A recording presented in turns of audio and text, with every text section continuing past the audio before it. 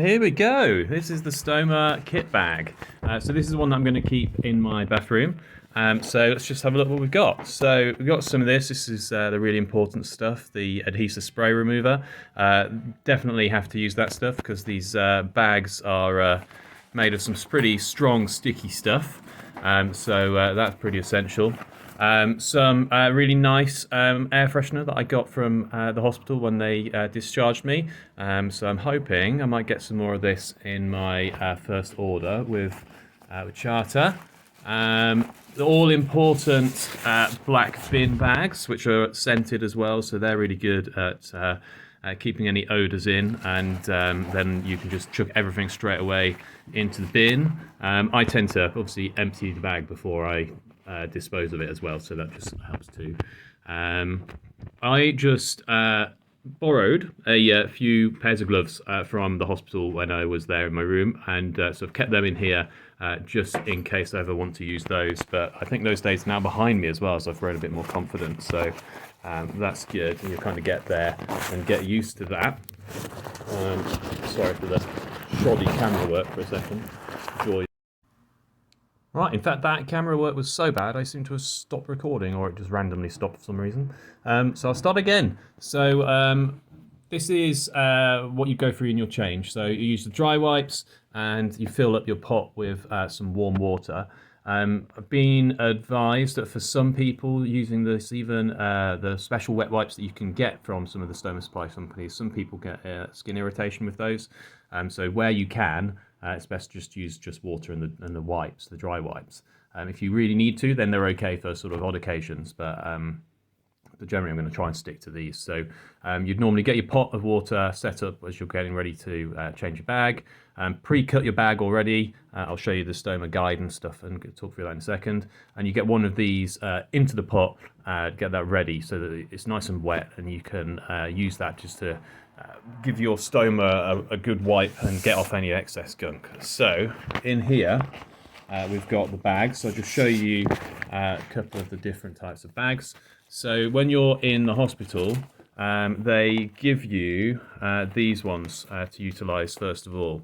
So they are from Coloplast, and they're the Sensura Mio. Now these Coloplast do these with a covered front on, but in the hospital they want you to have the see-through front, which obviously they can check on the stoma, they can check on the output, and actually that was really useful. And normalised it for me, I suppose, as well. To see it all the time, it just made it more of a normal process. But so once you get out and you get home, it's not really ideal anymore. You don't want that. So I've just got loads of these left over now, which are just going to be spares, and in case I do ever sort of run out. So they'll probably just stay in here for quite a long time. I've tried a couple of different bags. Pelican was quite good. I think it was called Pelican. But I've decided on these Salts ones for now. So Salts Healthcare, and this is the Confidence BE. They're doing this from different colours, so I've ordered some black and some white, but I know they do that sort of tan colour that you can see there as well. I prefer these because on the Sensura ones, the outlet valve is a bit awkward, so you have to fold that flat back, and then I really struggle to do this one-handed. But then you sort of pinch.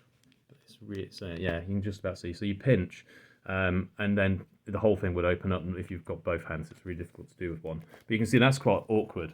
Whereas actually here, with this one, you've got these little tabs, and you can see already just with one hand, it's much easier to open those up. So I prefer that. I prefer the size of this bag and the shape of it as well, and just the general look of it. I just find those ones a bit better. So that's what I'm going to go for.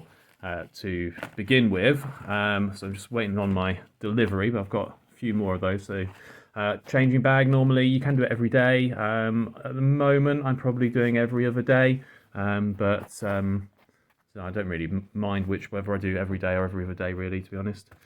Right, what else have we got in here? So we've got the special scissors that you need for cutting your bag. So you cut this section here on the sticky plate, which is the first thing you do when you're changing your bag, so that you can then get it to the right size.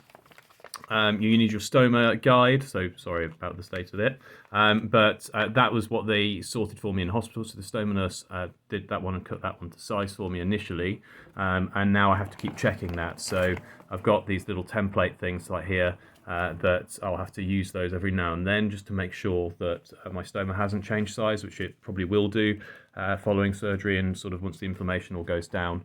So I've got a spare one of those ready for when that happens. You've got your all-important pen. So when you start your process, you sort of get normally a towel sort of on yourself just in case. You get ready, you put your stoma guide, centralize it onto the central hole, and then you would draw around, obviously not like that, you would draw around your shape, and then you use your special scissors, making sure that you're pulling the bag away at the front. So you've got a little flap here, and then you can grab hold of the plastic and just sort of pull that away from the back, so that then you're not going to cut through the bag itself. And that's your bag then prepped and ready to go. Obviously I would do it up so they fold and then fold again on themselves to do up, and they've got Velcro, and get that all ready so that's ready to go on. At the moment, I said in the other video, I've got a sort of slight issue in that there was a bit of stitches that hadn't taken, the skin came away from the base of the stoma, so I had to use this special protective paste, which is helping to sort of plug the gap basically and tighten the skin back up and rejoin stuff. So some people may have that, some people may not, and something that I hopefully won't need to keep using for too long. That's about it really. So that's it, and a bit of a talk through how you change the bag. I'll do another video later on actually showing what you do. In terms of my day bag to take out, it's pretty much all the same stuff. So I've just got more dry wipes, a pre-cut bag, so then I don't have to take the scissors out with me. Again, this is just one that I had as a trial one. Not sure if I'm going to like it. It seems a bit weird, this one, but I figured chances are, hopefully, I won't really need it. So we'll just leave that one in there, but it's pre-cut and ready to go.